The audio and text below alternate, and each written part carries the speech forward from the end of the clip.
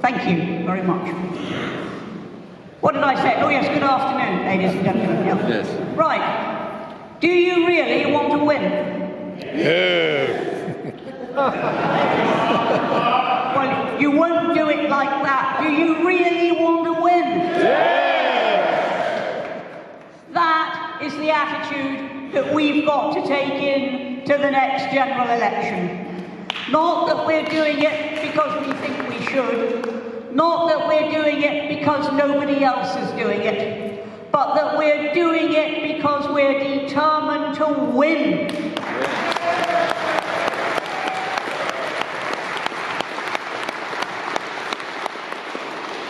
And we're determined to win for the very simple reason that the other parties have made an unholy mess of it, and we're the only ones with the answers that Britain needs to hear. That is why we're going to win. Now, it is a fact of life that people in this country do tend to vote for what they don't want, rather than what they do want.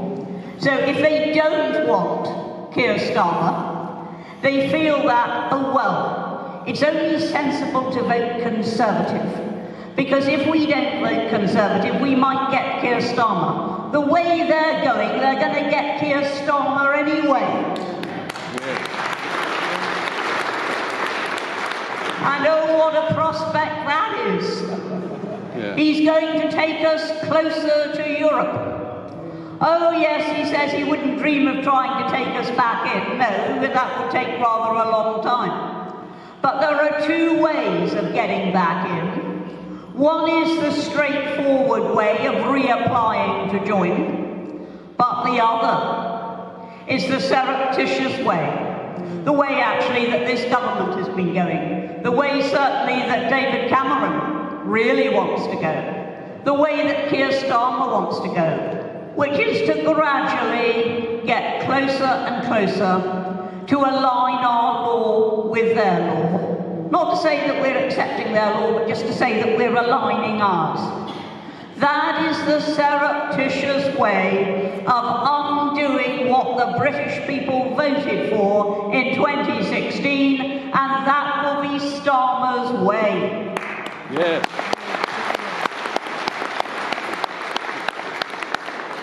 There has never yet been a Labour government which, with whatever promises it may have entered office, did not leave behind empty coffers and higher taxes when it left office.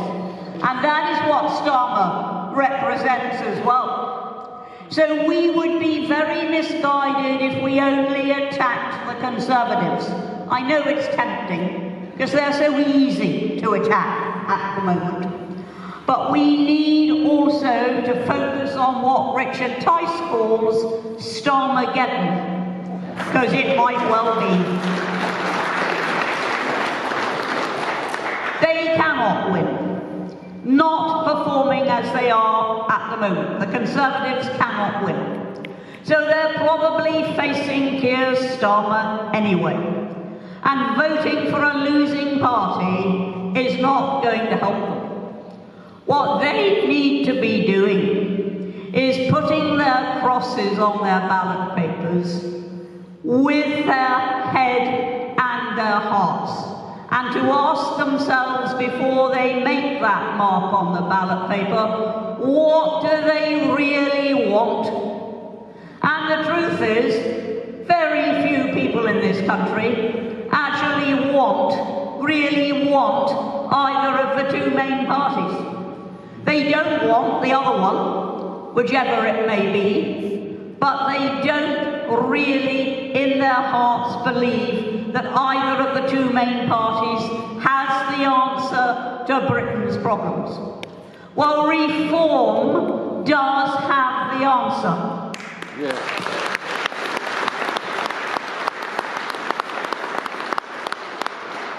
And when people tell me they're fed up with the current situation, I always say to them, well, if you don't vote for change, you won't get change. So the only thing to do if you really want to turn this country round is to vote for change.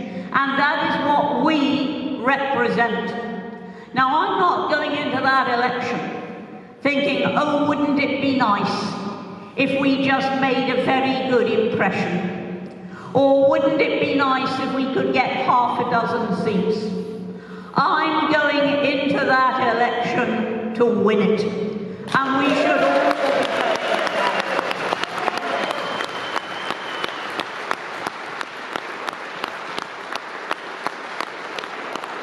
Because if we don't win, or at the very least if we don't hold the balance of power, if we don't do either of those two things, then we cannot make the changes which are essential for Britain. We don't need to be yelling from the sidelines, we need to be in there, in that Mickey Mouse of a Parliament at Westminster, in order to do the serious stuff of actually running this country.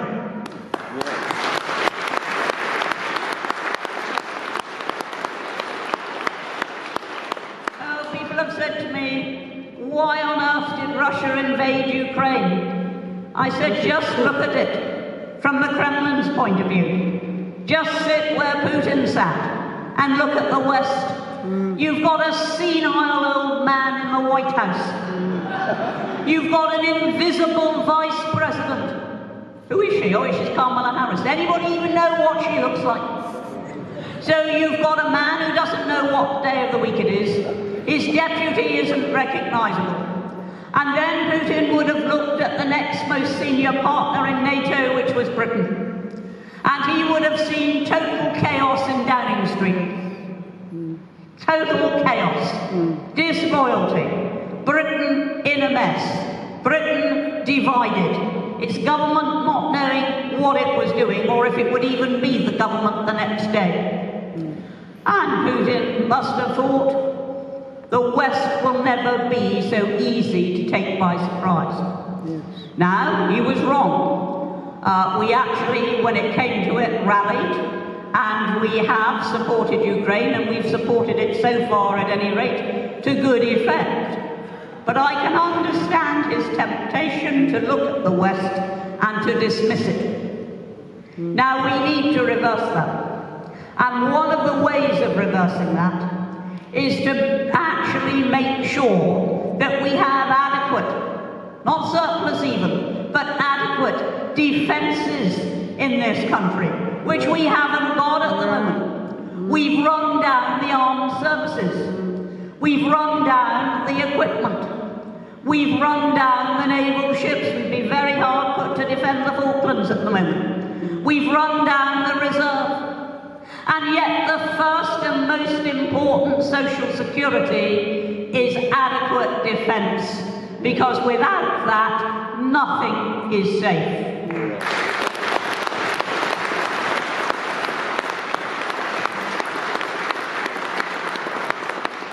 And successive governments, both Labour and Tory and coalition, successive governments have run down our armed services, I think, to a pretty dangerous level. Yes.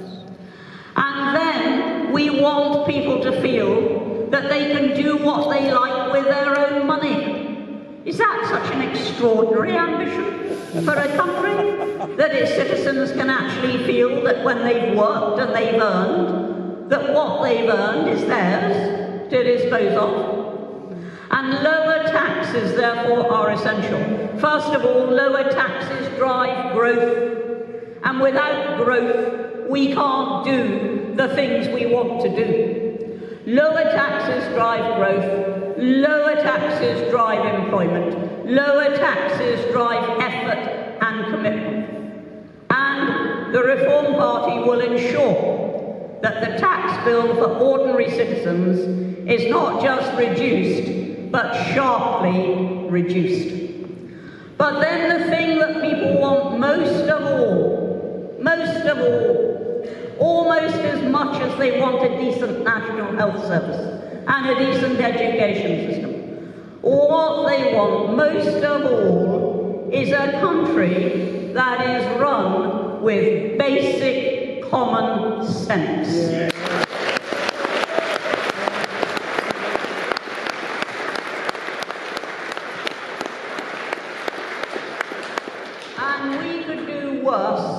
going to make sure that we include those words, common sense, in every single publication and address to the nation that we make. People do not want their children taught that there are 148 different genders. There are two, man and woman. And Starmer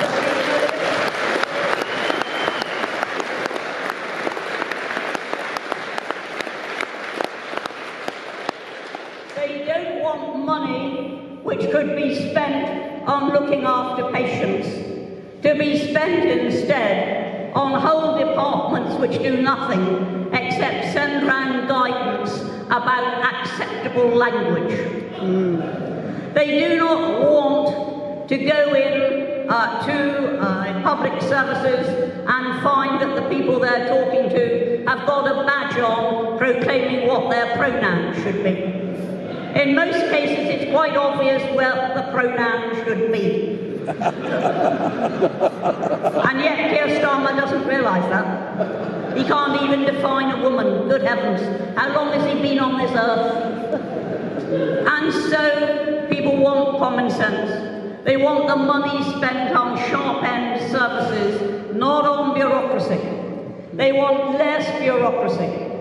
But above all, what we've got to do, along with the common sense, what we've got to do is to make sure that we get some quality back into both Parliament and the civil service.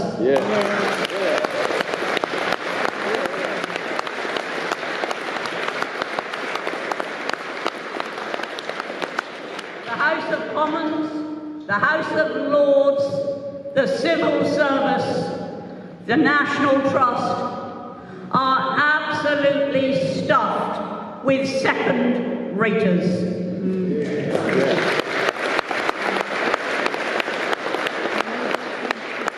And why? Because for the last 25 years, there has been a focus not on merit, but on identity.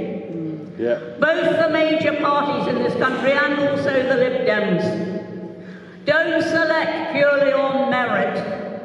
They are looking for identity. They are looking for more women, more people of ethnic origin, more gay people. They are looking for specific categories of people, and that's fine. I've no objections with increasing the numbers of all of those in Parliament. But it must be only after they've passed the merit bar and not the determining factor.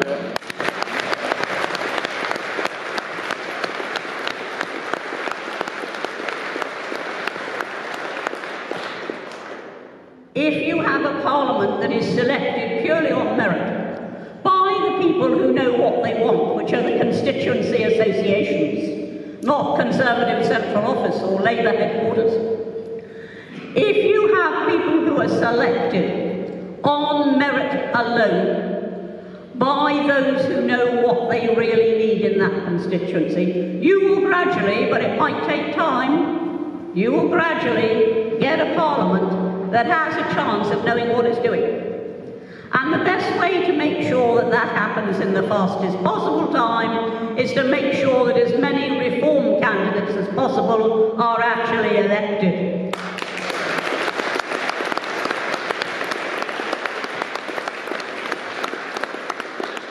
Nobody is standing for reform just because she is a woman. Nobody is standing for reform just because they represent racial diversity. Nobody is standing for reform on the basis of their sexuality. People stand for reform only on the basis of merit, that they are the sort of people that we want running our country.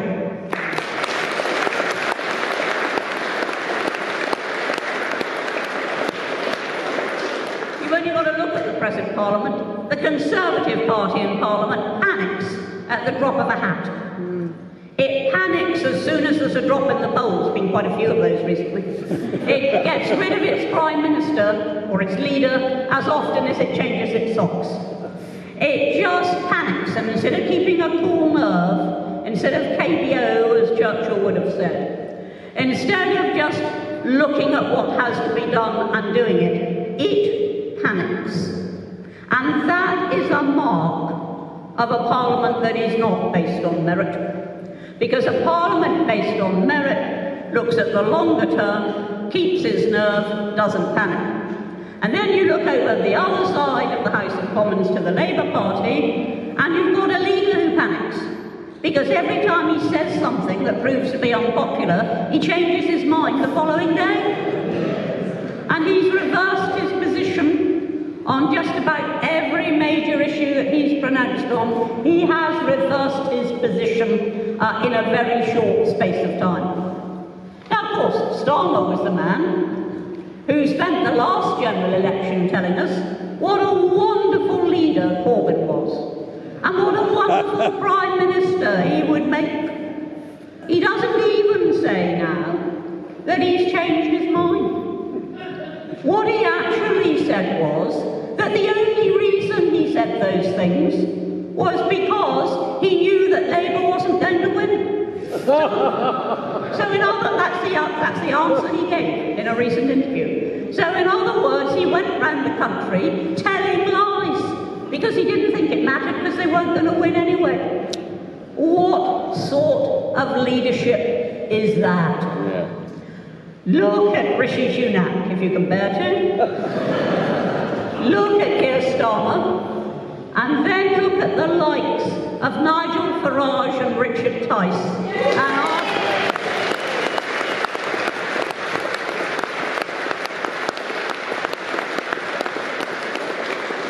And ask yourselves who you would rather see running the country.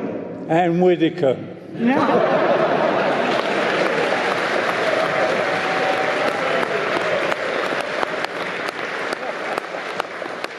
Sadly, Ann Widdecombe is not available. Not to run the country at any rate. But we need to make sure that other people also ask themselves that question. Now, it is essential that we get the message home. That is the essential thing. That's why we've got candidates here today.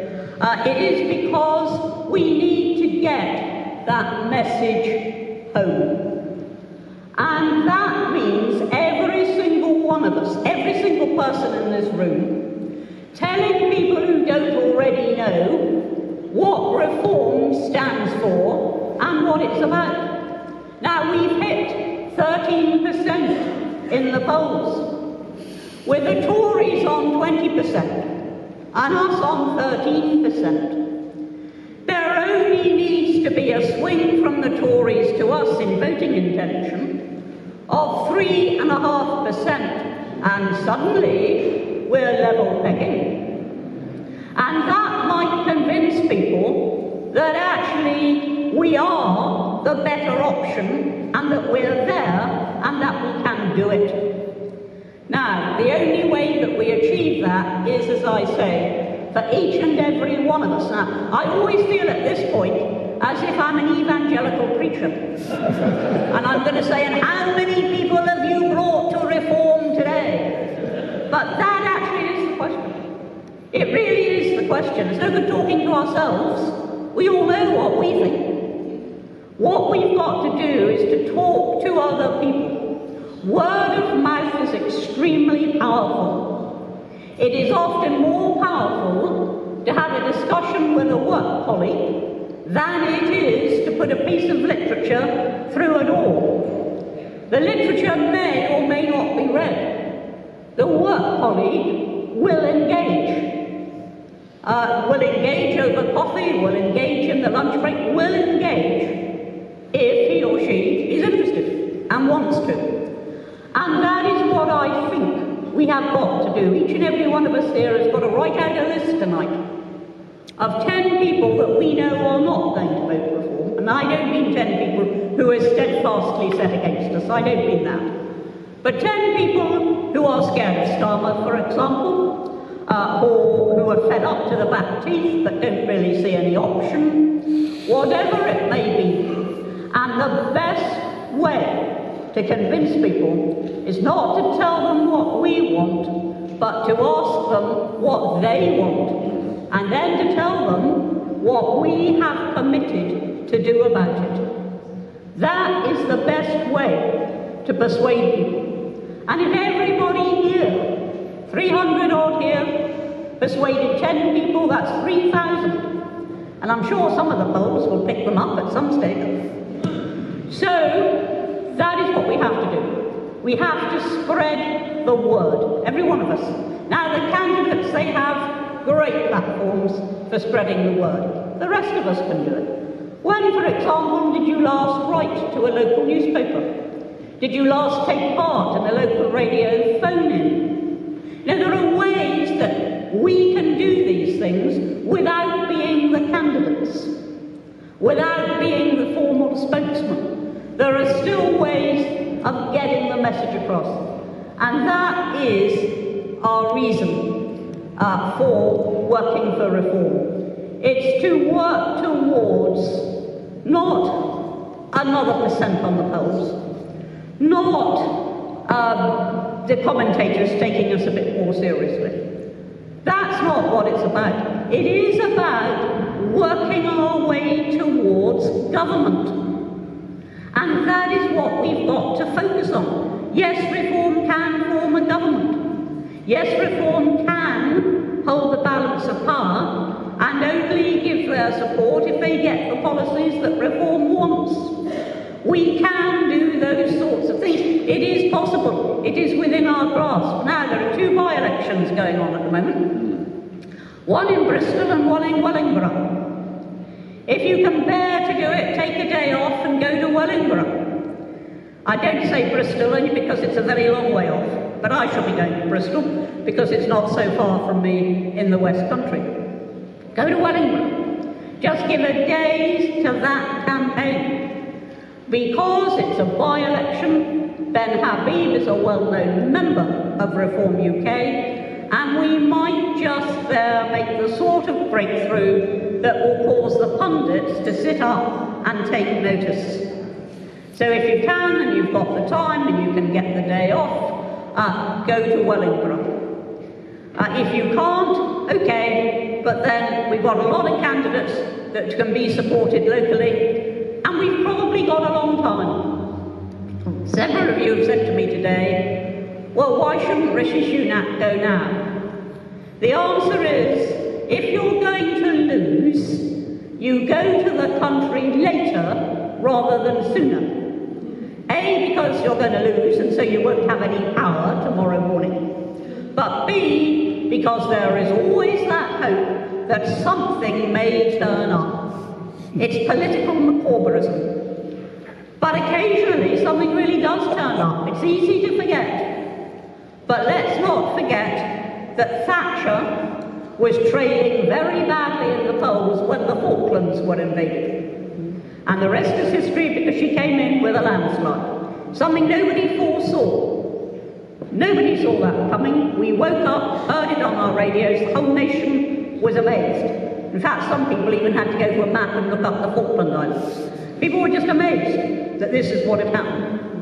Well, he's not wanting anything as dramatic as that. But what Rishi Sunak can hope for is that something will turn up. Either something will go desperately wrong with the Labour Party, or something will happen that gave Boris the sort of boost that he got from Ukraine. Some major thing that will enable the sitting Prime Minister to make a splash. Always something might turn up. The economy might suddenly turn round overnight. Yeah, right. But something might happen. That is why Rishi Sunak is not going to go to the polls early. He will go probably in October or November. Good, because that gives us time. Time that we can use. And every single day is precious for our party. Every single day. gives us a bit more opportunity to advance a bit further, to get a lot further towards winning every day. And we've almost certainly got till the autumn. And that is not, therefore, an invitation to sit back and think, well, we'll worry then. We can be getting on to it now, every single day. So, in summary, if people want change, they've got to vote for change. We alone offer change. We alone offer common sense. We alone offer an end to the tyranny of the diversity agenda and of the woke agenda. We can do it, and we certainly alone offer the best answer to the immigration crisis. We do all those things.